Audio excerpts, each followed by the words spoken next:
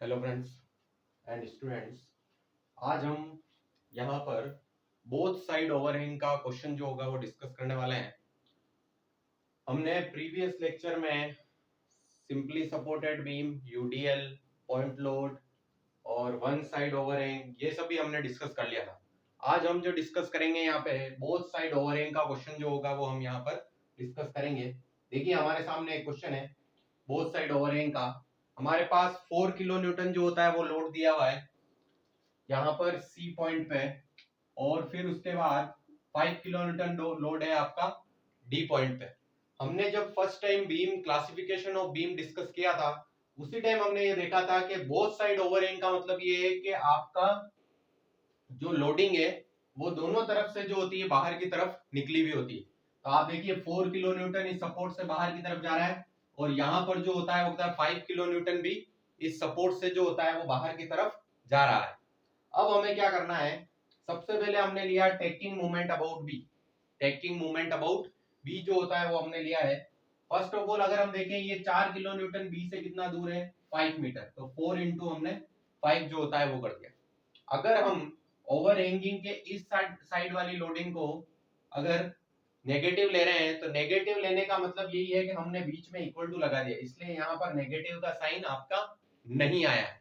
अब जब हमने इसको पॉजिटिव यहाँ पर एज अ पॉजिटिव अगर कंसीडर करते हैं तो 4 इंटू 5 अगर हमने देख लिया तो इक्वल टू में अगर हम देखें तो आर ए इंटू कितना हो गया आपका 4 हो गया, प्लस 5 इंटू 2 जो हो गया वो आपका हो चुका है। आर ए इंटू 4 हो गया। अब यहाँ पे देखिए आर ए और 5 का साइन जो होगा वो दोनों एक ही रहेगी। आर ए और 5 का साइन जो होगा वो दोनों एक ही रहेंगे, और हम नेगेटिव का साइन लिखें या फिर 4 इंटू 5 को इक्वल टू के उधर लिखें, दोनों चीजें जो होती है वो एक ही है। ठीक है, तो यहां से हम आर ए निकाल लेंगे। आर ए की वैल्यू आ गई हमारे पास 2.5। अब हम इस तरफ जो होता है वो देखते हैं, तो R A plus R B, R A plus R B देखिए ऊपर की लोडिंग 4 प्लस 5, 4 प्लस 5 9 हो गया। आर ए की वैल्यू हमने अगर यहाँ पर लिख दी तो आर ए की वैल्यू 2.5 है, तो 2.5 plus R B is equal to हमारा पास हो गया 9 किलो न्यूटन। तो आर बी की वैल्यू कितनी आ गई 9 माइनस 2.5 आपका 6.5 किलो न्यूटन जो होगी वो आ गई। अब उसके बाद यहाँ पर जब ये हम एसएफडी बनाते हैं तो हम ये मानते हैं कि ये माइनस की तरफ लग रहा है क्योंकि ये सपोर्ट से बाहर है, तो हमने इसको माइनस का 4 कंसीडर कर लिया। माइनस का 4 कंसीडर करने के बाद हम देखें कि यहाँ से यहाँ तक हम 1 मीटर तक बिल्कुल सीधे चले, 1 मीटर तक सीधे चल गए हम। फिर उसके बाद हमारे पास आया आर ए, आर ए कितना था हमारे पास 2.5। अब अगर आप इसको माइनस कंसीडर कर रहे हो तो आर ए को आपको क्या लेना पड़ेगा, पॉजिटिव लेना पड़ेगा। तो आप यहाँ पे देखिए कि माइनस का 4 और प्लस का 2.5 ये दोनों मिलकर जो हो गए वो आपके कितना हो गए 1.5 किलो न्यूटन जो हो गया वो हो जाएंगे। फिर उसके बाद यहां से यहां तक आपके पास कोई लोडिंग नहीं है तो हम सीधे चल गए। अब माइनस का 1.5 आपका यहां से यहां तक चल रहा है, यहां नीचे तक। अब माइनस के 1.5 के बाद आपको यहां पर क्या मिला बी पॉइंट, और बी पॉइंट की वैल्यू है 6.5। तो माइनस का 1.5 और प्लस का 6.5 आपके पास क्या आ गया 5 किलो न्यूटन, और आपका इधर भी क्या आ रहा है 5 किलो न्यूटन ही आ रहा है। इस तरह हमने जो होता है वो इस तरह चेक कर लिया कि भाई ये लोडिंग जो होगी वो ऐसी ही आएगी। ठीक है, उतार लीजिए इसको एक बार, फिर बीएमडी डिस्कस करते हैं।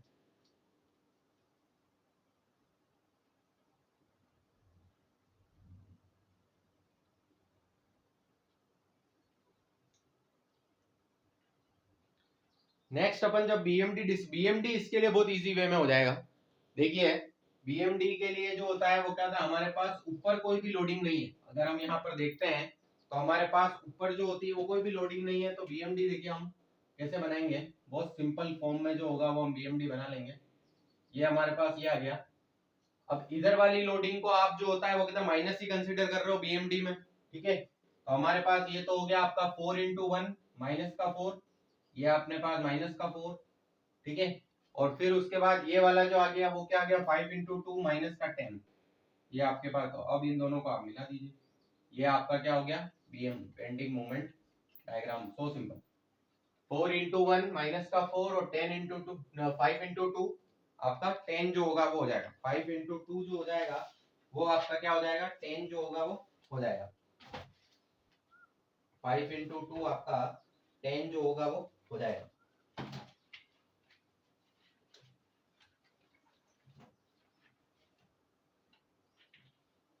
ठीक है, अब हम चलते हैं थोड़ा नेक्स्ट क्वेश्चन की तरफ।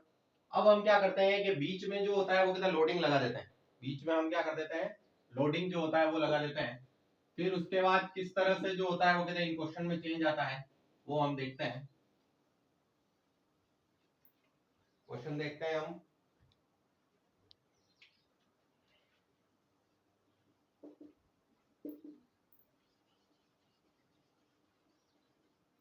यहाँ पर भी आपका लोड लगा है, यहाँ पर भी आपके लोड लगा है 5 किलो न्यूटन, 5 किलो न्यूटन, ये भी आपका 5 किलो न्यूटन, ये भी आपका 5 किलो न्यूटन, ये आपका 10 किलो न्यूटन पर मीटर। यहाँ पर आपके पास 2 मीटर, 4 मीटर और आपका 2 मीटर। ये आपका ए हो गया, ये बी हो गया और सी हो गया और ये D. According to previous question हम सबसे पहले एक बार पूरा रब कर देते हैं इसको ताकि कंफ्यूजन ना हो। ठीक है, अब हम देखते हैं इस क्वेश्चन को। टेकिंग मूवमेंट अबाउट बी ही लेते हैं अपन। Taking movement about B, taking movement about B लेने पे देखिए 5 इंटू 6 हो जाएगा equal to R A into 4, R A into 4। अब ये देखिए अगर हमने जो प्रीवियस क्वेश्चन किया था, प्रीवियस क्वेश्चन में हमारे पास या बीच में कोई भी लोडिंग नहीं थी, तो अब ये सीधा सा आपको साइन कन्वेंशन में क्या ध्यान रखना है, अगर आर ए आर बी आप अगर आप पॉजिटिव ले रहे हो तो आपकी जो ऊपर से जो लोडिंग आएगी उसको आप किस में कंसीडर करोगे, नेगेटिव कंसीडर करोगे। तो हमारे पास कितना हो जाएगा 10 इंटू 4 इंटू 2, फिर उसके बाद 10 into R A into 4 minus का प्लस का 5 इंटू 2, प्लस का क्या हो जाएगा 5 इंटू 2 जो होगा वो हो जाएगा। तो आपके पास आर ए की जो होगी यहां से वैल्यू आपके पास आ जाएगी 25 किलो न्यूटन। आर ए की जो वैल्यू आ जाएगी वो हमारे पास कितनी आ जाएगी 20। अब उसके बाद R A plus R B, R A plus R B आप देखिए 5 plus 10 into 4 40 plus 5, R A की वैल्यू ये टोटल कितना हो गया आपके पास 50, आर ए की वैल्यू आ गई 25, 25 plus R B is equal to 50 और R B is equal to आ गया आपका 25। अब दोनों ही कंडीशन में आपके पास वैल्यू जो आ रही है वो क्या आ रही है 25 जो हो गई वो आ गई। दोनों ही कंडीशन में आपकी जो वैल्यू आ गई है वो कितनी आ गई है 25 जो हो गई वो। वापस देखिए इसको समझते हैं। सबसे पहले हमने टेकिंग मूवमेंट अबाउट बी लिया जो कि हमने प्रीवियस क्वेश्चन में भी लिया था। तो 5 इंटू 6 हो गया, आर ए इंटू 4 हो गया। अब देखिए जो हमने प्रीवियस क्वेश्चन किया था उसमें ये बीच की लोडिंग जो थी वो नहीं थी। तो अब ये अगर आप आर ए को पॉजिटिव ले रहे हो तो नेचुरल सी चीज है कि आप 10 जो ऊपर से लोडिंग लगेगी उसको नेगेटिव ही लोगे। तो अपने पास कितना आ जाएगा 10 इंटू 4 का हाफ कितना हो जाएगा आपका 2 हो जाएगा।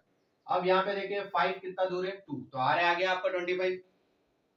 अब उसके बाद R A plus R B, R A plus R B में आप देखिए 5 10 इंटू 4 40 प्लस 5 ये कितना हो गया 50। आर ए की value 25 plus R B is equal to 50, R B की वैल्यू आ जाएगी आपकी 25 किलो न्यूटन। ठीक है, यहां तक जो हो गया वो हो गया। अब हम बनाते हैं इसका S F D. S F D हम देखें, चलो इसको रब करके बनाते हैं। दोनों ही वैल्यू हमारे 25 आ रही है।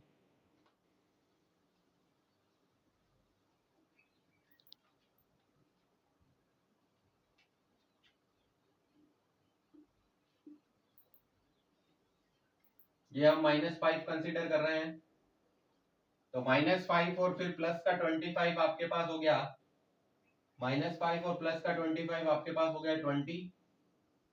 10 इंटू 4 वापिस आपका माइनस का 40, तो ये वापिस आपका कहाँ चला जाएगा, वापिस आपका कहाँ जाएगा 20, फिर वापिस 25, तो आपका वापिस कहाँ आ गया आपका 5 जो हो गया वो आ गया। देखिए आप यहाँ पर सबसे पहले तो एफ सी की जो वैल्यू होगी वो तो हो गई आपके माइनस का 5, एफ सी की जो वैल्यू हो जाएगी वो तो हो गई आपके माइनस का 5 किलो न्यूटन।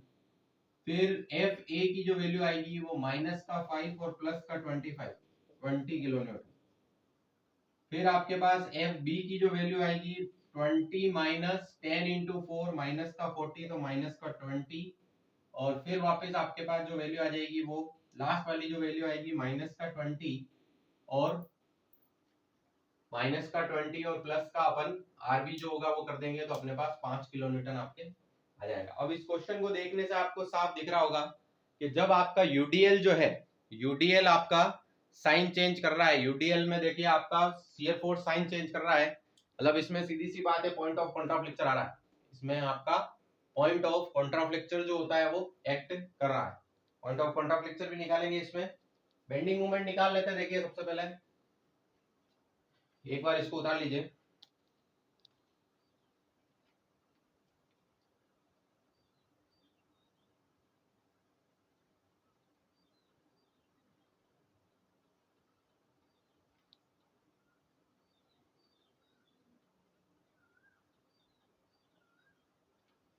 देखिए बेंडिंग मोमेंट इसमें बिल्कुल इजी, जैसे अपन ने पहले निकाला था वैसे ही निकलेगा। बेंडिंग मोमेंट इसमें देख लेते हैं।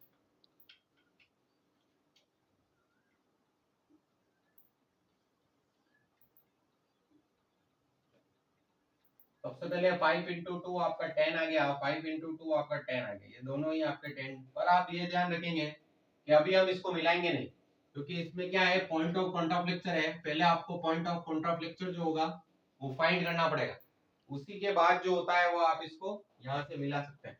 तो आपको CD की mx की वैल्यू निकालनी पड़ेगी। mx की वैल्यू देखिए कैसे बनाएंगे, सबसे पहले माइनस का 5x, फिर उसके बाद प्लस का RA x माइनस 2, और फिर वापस माइनस का 10 x माइनस 2 का होल स्क्वायर बाय 2। अब इसको लिखते हैं अपन, mx is equal to minus का 5x प्लस RA की वैल्यू हमारे पास 25 x माइनस 2, फिर माइनस का 10 को अगर हम इसको काट देते हैं तो 5x माइनस 2 का होल स्क्वायर, माइनस का 5x प्लस का 25x माइनस का 50 माइनस का 5, और a माइनस बी के होल स्क्वायर को इसको अपन खोलते हैं, x square minus 4x plus 4, mx is equal to minus का 5x प्लस का 25x माइनस का 50 माइनस का 5x स्क्वायर प्लस का 20x और माइनस का 20। अब देखिए xx वाली इक्वेशन पहले काउंट कर लेते हैं, 25 प्लस 20 45, 45 माइनस 5 आपका हो गया 40x, फिर उसके बाद माइनस का 5x स्क्वायर और 50 प्लस 20 आपका हो गया 70। ये आपके पास mx की, अब इसका डिफरेंशिएशन करेंगे, del mx by del x, तो कितना हो जाएगा 40 माइनस 10x हो जाएगा, 40 माइनस 10x हो जाएगा, ठीक है। 40 माइनस 10x होने के बाद थोड़ा सा क्वेश्चन जो होता है वो यहाँ कर लेते हैं। 40 माइनस 10x होने के बाद अब देखिए इसकी वैल्यू तो आपके पास 0 है, 40 माइनस 10x तो x इज इक्वल टू आ जाएगा आपके पास 4 मीटर, ठीक है। अब x is equal to 4 metre को अगर हम यहाँ पे रखते हैं तो mx is equal to 40 into 4 minus 5 into 4 का स्क्वायर और माइनस का 70। इसको अगर हम सोल्व करते हैं तो हमारे पास जो वैल्यू आएगी वो आ जाएगी 10 प्लस का 10। तो अब आपका पॉइंट ऑफ कॉन्ट्राफ्लेक्चर का डायग्राम कैसे बनेगा, देखिए बेंडिंग मूवमेंट आने के बाद, मतलब आपके पास पॉइंट ऑफ कॉन्ट्राफ्लेक्चर की वैल्यू जो होता है वो आने के बाद तभी जाके आपका जो होगा वो क्या होगा, bending movement diagram both side overhang में आपका कंप्लीट होगा। देखिए एक बार वापस देखते हैं इसको, सबसे पहले mx की इक्वेशन बनाई हमने, माइनस का 5x प्लस का RA x माइनस 2 और माइनस का 10 x माइनस 2 का होल स्क्वायर बाय 2। अब हमने यहाँ पर माइनस का, यहाँ पे खाली RA की वैल्यू फिलअप कर दी और फिर उसके बाद इसको a माइनस बी के होल स्क्वायर से खोल दिया। अब इसको सोल्व करने पर हमारे पास आया 40x minus 5x square minus 70। अब इसका डिफरेंशिएशन करेंगे, डिफरेंशिएशन हमें पता है कि भाई जब भी हम x का डिफरेंशिएशन करते हैं तो वहां से x वाली टर्म जो होती है वो हट जाती है, ये x वाली टर्म हमारी हट गई, यहाँ पर आ गया 40 और ये आ गया हमारा माइनस का 10x और del mx by del x हो गया ये। अब जब भी डिफरेंशिएशन हम करेंगे तो ये वैल्यू आपकी क्या हो जाएगी, पूरी 0 इक्वल टू 40 माइनस 10x, तो हमारे पास x की वैल्यू आ गई आपके 4 मीटर। x की वैल्यू जो आपकी 4 मीटर है वो जरूरी नहीं है कि आप यहीं पर रखें, आप इस x की वैल्यू को जो होता है यहाँ पर भी पुट कर सकते हैं और यहाँ पर भी पुट कर सकते हैं। बट ये ध्यान रखना है कि इस x की वैल्यू को आप डिफरेंशिएशन करने के बाद पुट नहीं कर सकते। डिफरेंशिएशन करने के बाद उस वैल्यू को आप पुट नहीं कर सकते, सिर्फ mx की इक्वेशन में ही आप उस वैल्यू को पुट कर सकते हो। इस mx की इक्वेशन में पुट करने के बाद x is equal to 4 metre पे हमारे पास कितना आ गया 10 किलोमीटर पर मीटर। हमेशा हमको ध्यान रखना है कि यूनिट जो होती है वो हमें सभी के साथ में लिखनी। मूवमेंट की यूनिट हमेशा क्या होगी, kilo newton metre, kilo newton metre होगी, और न्यूटन एमएम जो होगी, जब आपके पास न्यूटन में लोड होगा तो आपकी यूनिट किस में चलेगी, एमएम में चलेगी। तो इस तरह से देखिए आपका माइनस का 10 तो आपका ए और बी पर आ गया, और पॉइंट ऑफ लेक्चर जो हो गया वो आपके पास सेंटर पॉइंट पर जो हो गया वो आपका आ गया। तो इस तरह से आज तक जो हमने ओवरहैंग जो होता है और सिंपली सपोर्टेड पूरे चैप्टर को जो होता है वो खत्म किया है। अब सिर्फ हमारे पास एसएफडी बीएमडी में एक पॉइंट बाकी है, कैंटिलीवर बीम। कैंटिलीवर बीम का जो होता है वो एसएफडी बीएमडी जो होता है वो फाइंड करना। उसके बाद जो होगा वो हमारा ये चैप्टर कंप्लीट हो जाएगा। हमने पूरी तरह से अलग अलग केसेस को जो होता है वो क्या समझा है, हर एक लेक्चर में हर एक केस को समझा है, सभी को एक साथ नहीं समझा है। उसमें भी अगर आपको अगर कोई भी दिक्कत हो तो वापस आप कमेंट करके जो होता है बता सकते हैं। कल जो हमारा नया टॉपिक होगा वो हमारा होगा cantilever beam. Okay, thank you.